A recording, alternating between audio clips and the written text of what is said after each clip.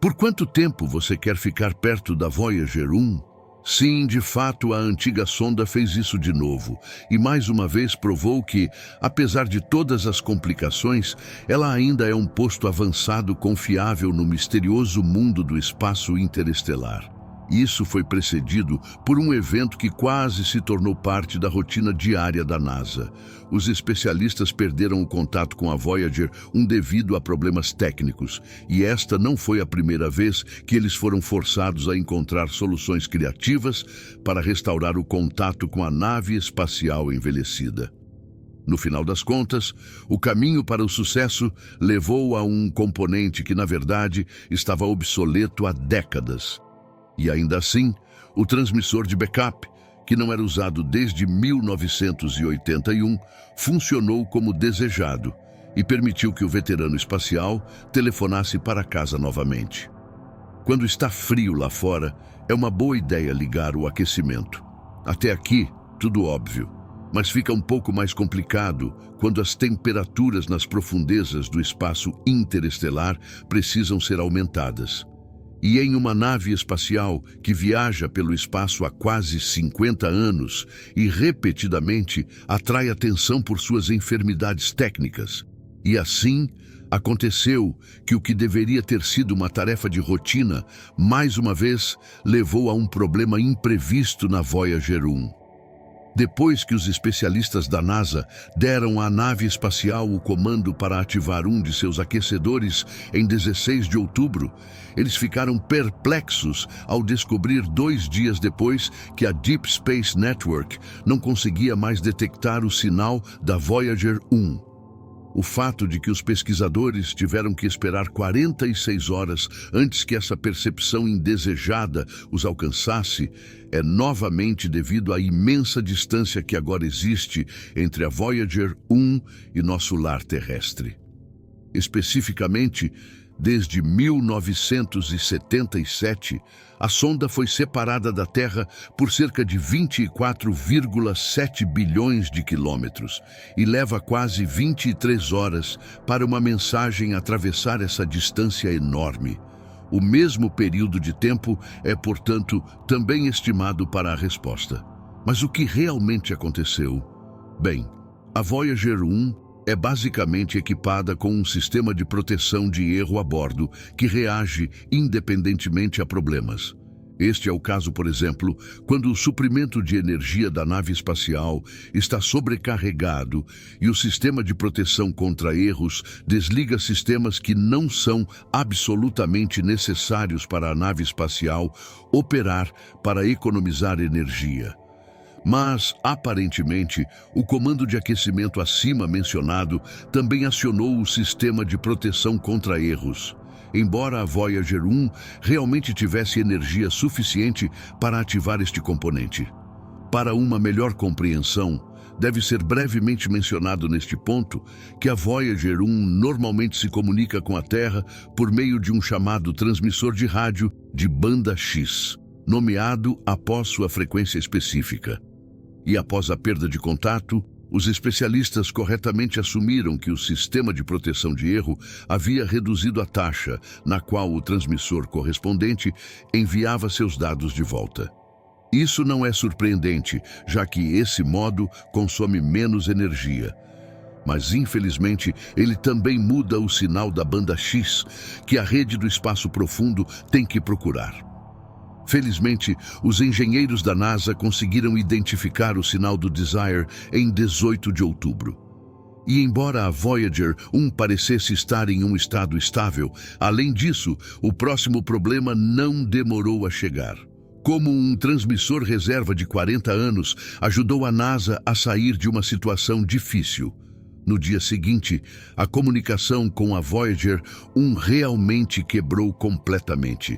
A equipe de voo suspeitou que o diabo, propenso a erros, estava espreitando o sistema de proteção de erros novamente. É possível que o sistema tenha sido acionado novamente por engano, desligando o transmissor de banda X e, em vez disso, mudando para um segundo transmissor de rádio, a banda S. No entanto, isso estava em aposentadoria técnica há muito tempo. Embora a banda S consuma menos energia do que a banda X, a Voyager 1 não a usava para trocar mensagens com a Terra desde 1981. Uma breve nota histórica. Embora a Voyager 1 já tenha passado dos limites do Sistema Solar, na época ela tinha acabado de explorar Saturno e suas luas. Aliás, 1981 também foi o ano em que o presidente dos Estados Unidos, Ronald Reagan, e o Papa João Paulo II foram gravemente feridos em assassinatos, e em que o atual rei Charles se casou com uma certa Lady Di. Voltando ao presente, podemos ver por que a banda S está obsoleta há 43 anos. Apesar de todas as vantagens de economia de energia, ele usa uma frequência diferente do transmissor de banda X e, portanto, tem um sinal significativamente mais fraco. Dada a enorme distância, os especialistas da NASA inicialmente não tinham certeza se seriam capazes de detectar a banda S. Mas eles a encontraram e então tiveram que decidir quais passos tomar em seguida. No entanto, em vista do histórico de proteção de erros, simplesmente ligar a banda X novamente parece muito arriscado para eles. Isso só deve ser feito quando a causa do acionamento do sistema tiver sido claramente identificada. No entanto, a experiência passada nos mostrou que tal análise de erro pode levar semanas ou até meses. Mas isso significa agora que o contato com a Voyager 1 também será perdido durante esse tempo? Bem, felizmente não. Afinal, ainda há o transmissor de banda S. Em 22 de outubro, os especialistas enviaram um comando para verificar se ele ainda estava funcionando corretamente. E vejam só, em 24 de outubro, a resposta aliviadora voltou de que uma conexão estável havia sido restabelecida. Então acontece que o transmissor de backup da NASA, que não é usado há mais de 40 anos, agora está ajudando a sair do problema, mantendo contato com o posto avançado mais remoto da humanidade. Mas apesar de todos os transmissores de banda S despertados, também é inegável que a jornada até a borda do Sistema Solar agora cobrou seu preço dos instrumentos da sonda e que podemos lentamente, mas seguramente, ter chegado a um acordo com a ideia de que mesmo a história de sucesso mais duradoura em viagens espaciais acabará chegando ao fim. Como a vida das sondas Voyager está sendo estendida, mas o momento da despedida ainda não chegou. E essa é a boa notícia.